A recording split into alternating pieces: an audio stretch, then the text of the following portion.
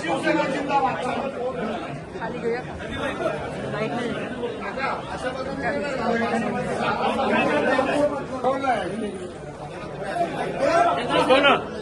साहेब महासभेमध्ये मोठ्या प्रमाणात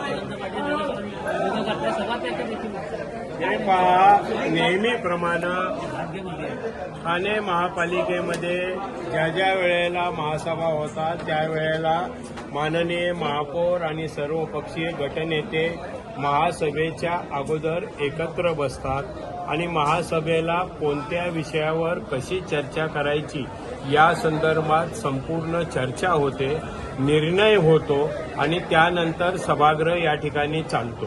आम्ही स्पष्टपणे येत्या महासभेच्या अगोदर सर्व सन्माननीय गटनेते सर्वपक्षीय गटनेत्यांच्या बरोबर चर्चा केली आणि त्या चर्चेमध्ये एकच लक्षवेधी आली होती. ती एकच लक्षवेधी ती घ्यायची, त्याच्यानंतर सभागृहातला अजेंडा घ्यायचा आणि अजेंडा पूर्ण झाल्यानंतर जरी वेळ संपला असला तरी नंतरच्या दिवशी परंतु प्रश्नोत्तरं पूर्ण घ्यायची. सभागृहामध्ये अजेंडावर जे विषय असतील त्याच्यावर सविस्तर चर्चा करायची. अशा प्रकारचा निर्णय झालेला असताना आज या ठिकाणी मुद्दाम होऊन या सभेमध्ये प्रत्येक विषयावर चर्चा होऊ नये एवढंच एक डोळ्यासमोर ठेवून मुद्दाम होऊन त्या ठिकाणी गोंधळ घालण्याचा प्रयत्न केला. त्यामुळे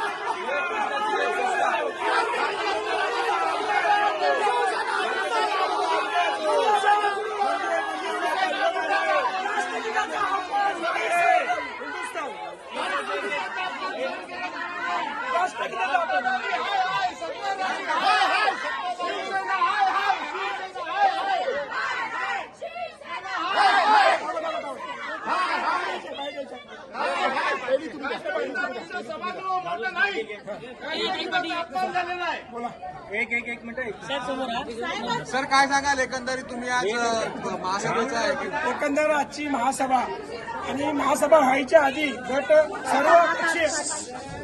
सर्वपक्षीय गटनेते, विरोधी पक्ष नेता आणि महापौर उपमहापौरच्या दालनात महासभा होण्याच्या आधी 2 दिवस मीटिंग झाली.